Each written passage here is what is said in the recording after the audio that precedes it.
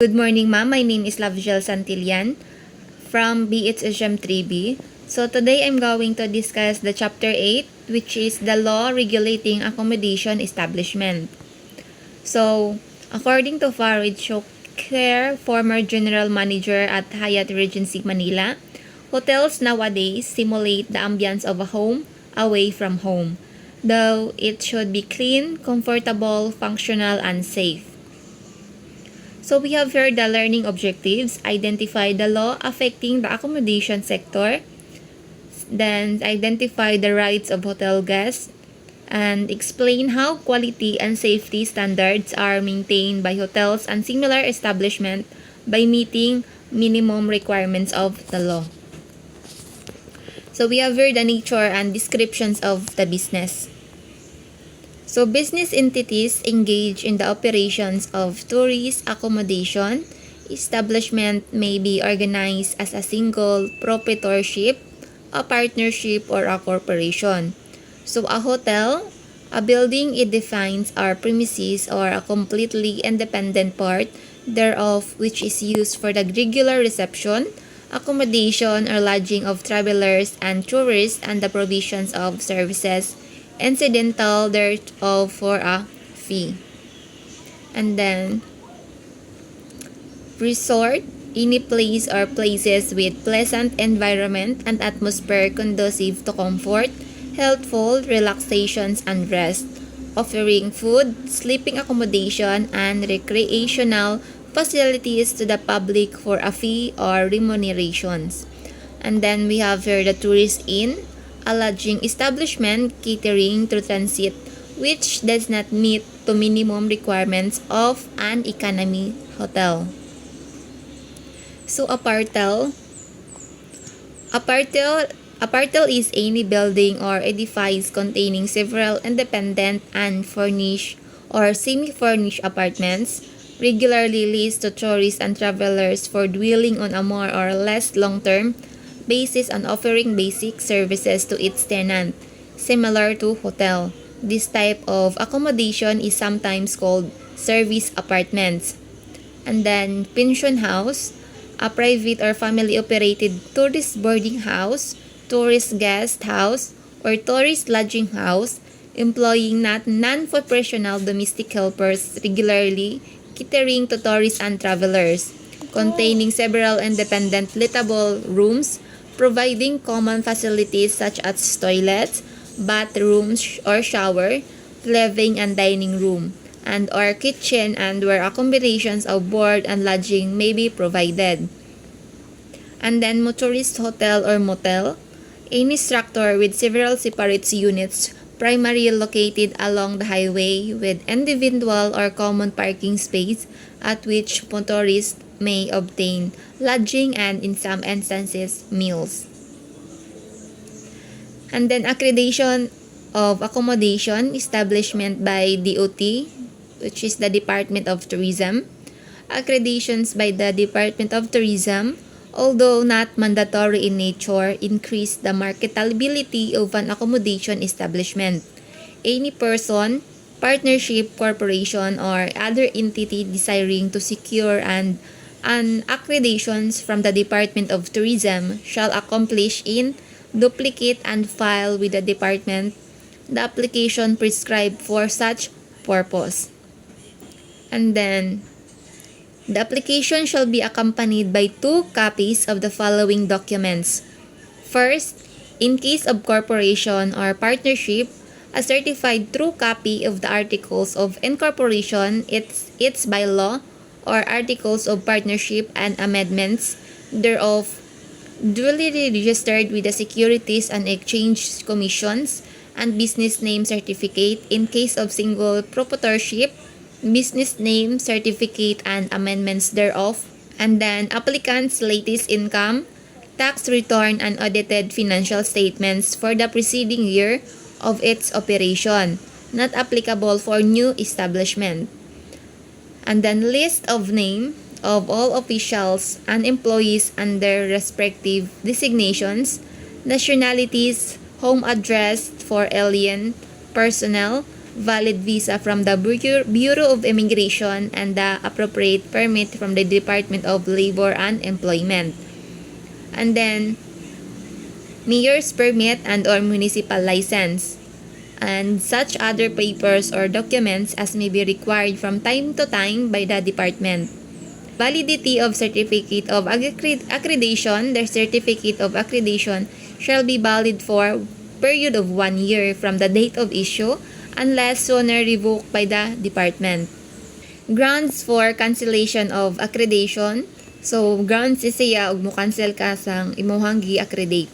So, making any false declaration or statement or making use of any such declaration or statement or any document containing the same or committing fraud or any act of misrepresentations for the purpose of obtaining the issuance of accreditations. And then, failure to comply with or contravene any of the conditions set forth in the certificate of accreditation.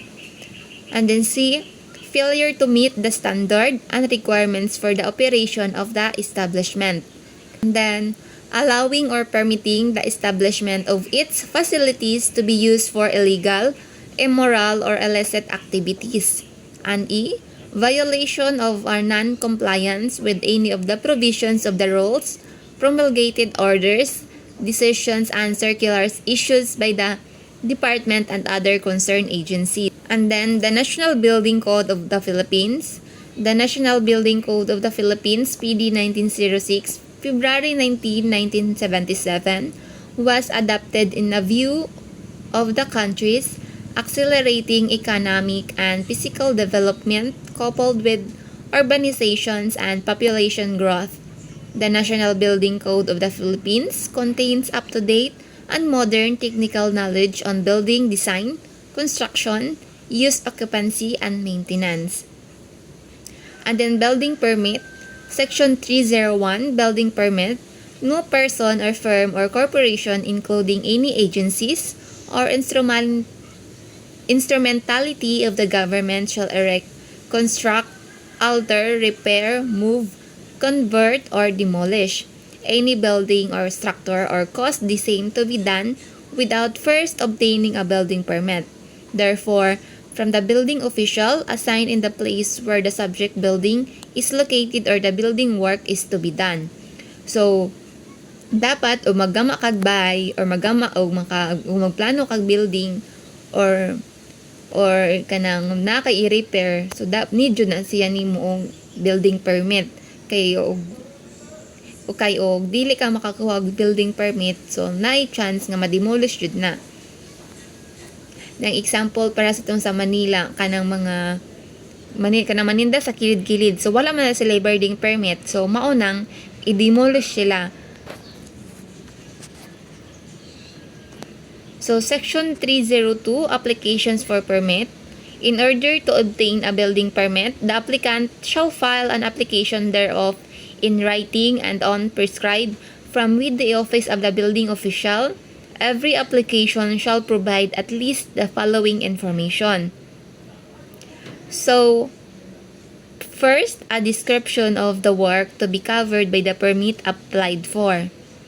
And then, description and ownership of the lot on which the proposed work is to be done as evidenced by TCT and or copy of the contract of lease over the lot if applicant is not the registered owner. And then third, the use of the occupancy for which the proposed work is intended. And then 4, estimated cost of the proposed work. And then we have here the general requirements of all buildings by use or occupancy. Section 704, Location on Property. A is general.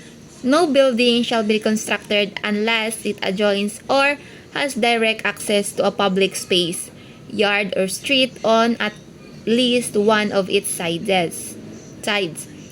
And then B, fire resistance of walls. Exterior walls shall have fire resistance and opening protection. Registrations of guests and occupants. The Civil Code of the Philippines gives provisions for necessary deposits made by travelers in hotels or inn. This implies the need for the registrations of guests and or occupants in accommodations establishments. So according keepers of hotels or inns shall be responsible for the deposit given by the travelers or guests provided notice was given with respect to the effect brought by this guest, and that the keepers of hotels and inns have taken the necessary precautions prescribed regarding their safekeeping. So, the liability of the hotel keeper shall extend to the following cases. First, in case the loss or injury is caused by his servants or employees as well as by stranger.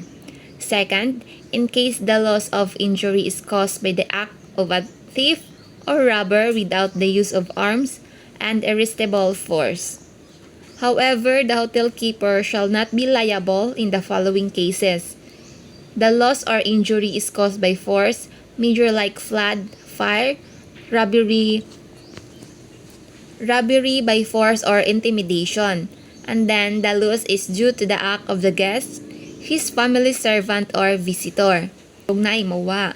Example og na sila guest unsa mao toy nagkuha. So dili si hotel keeper ang liable ana. National Homestay Program.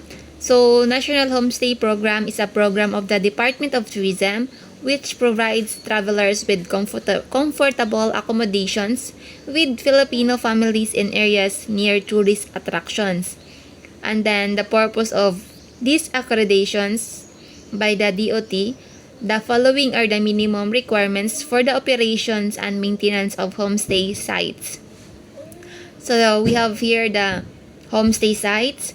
First, there is prevailing peace and order situation in the area. So, naakay peace ko no, nga nga area. And then, they are existing natural and man-made attractions in the community. And then, site is easily accessible to the tourists with existing transportation services, good road condition, and other basic community infrastructure.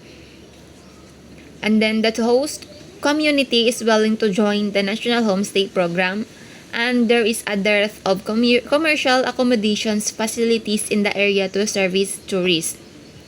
And then home facilities, first structure are of durable building materials and are in good, presentable conditions. And then the surroundings are pleasant and helpful. Third, there shall be at least one adequately furnished guest room to accommodate paying visitors.